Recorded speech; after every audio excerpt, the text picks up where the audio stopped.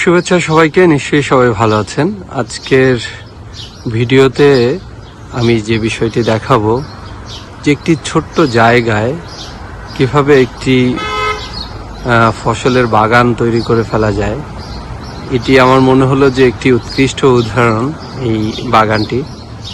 তো হঠাৎ করেই চোখে পড়লো, তো আমার মনে হলো যে এটা নিয়ে একটা ছোট্ট ভিডিও করি এবং দেখাই যে আসলে বাংলাদেশে আমরা এত ফ্রি জায়গা পড়ে থাকে যেখানে আমরা চাইলে আসলে এ ধরনের ছোট্ট বাগান করতে পারি। অর্থাৎ বাড়ির আঙিনায় এত সুন্দর পরিপাটি গুছিয়ে এই বাগানটি করা এবং এত এত সবজি এখানে লাগানো হয়েছে, কল্পনাই করা যাবে না।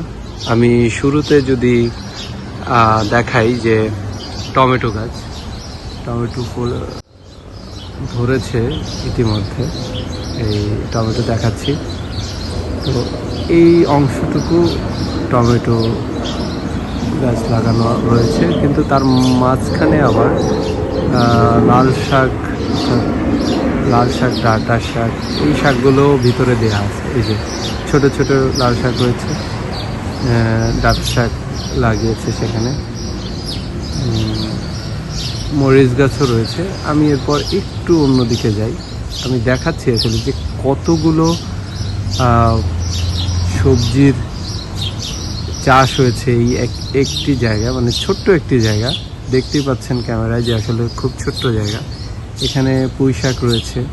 আমি শুধু ধরনগুলো দেখাচ্ছি যে কতগুলো মানে সবজি আসলে একসাথে চাষ করা যায়, আমার ধারণাই ছিল না। এটা হলো পুঁই শাক। তার পেছনে যদি একটু যাই, সেখানে একটা বেগুন গাছ দেখতেছি, বেগুন ধরবে। বেশ অনেকগুলো বেগুন গাছ রয়েছে, আর পুরো ফিল্ডটা জুড়েই লাল শাক এবং ডাঁটা শাক লাগানো রয়েছে, ধনেপাতা লাগানো রয়েছে। তো বলছিলাম টমেটো গাছ,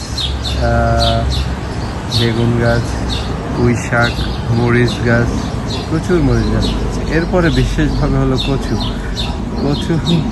এই কচুগুলো অনেক বড় বড় হবে নিশ্চয়ই, সেগুলো লাগানো রয়েছে। ছোট্ট একটি জায়গা, মানে কত আয়োজন। এরপরে বিশেষ আকর্ষণে আসি। বিশেষ আকর্ষণ হলো এখানকার একটি ফুলকপি। হ্যাঁ, ফুলকপি দেখেন, সুন্দর ফুলকপি রয়েছে। ছোট্ট জায়গায় কত আয়োজন, এবং শুধু একটি ফুলকপি না, এখানে সারিবদ্ধভাবে বেশ কয়েকটি ফুলকপি গাছ রয়েছে। এই যে যদি দেখাই, এখানে একটি রয়েছে, তারপরে রয়েছে, অর্থাৎ একাধিকের পরে এই দিকে আরও আছে। তো ফুলকপির ব্যাপারটি দেখলাম। এরপরে আসি মরিচ গাছ।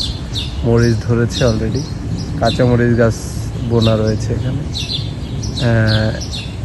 এটা হলো কাঁচামরিচ গাছ। আমি একটু ঝুম করে কাঁচামরিচের দিকে যাচ্ছি।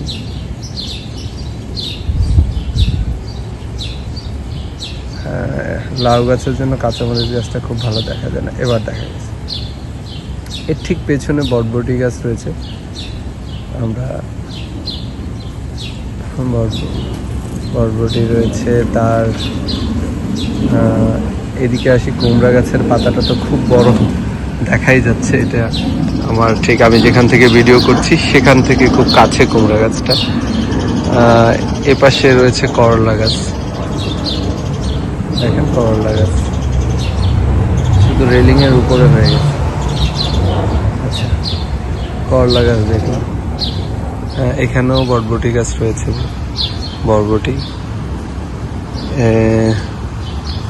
কুমড়া গাছটি অনেক সুন্দর হয়ে বেড়ে উঠছে।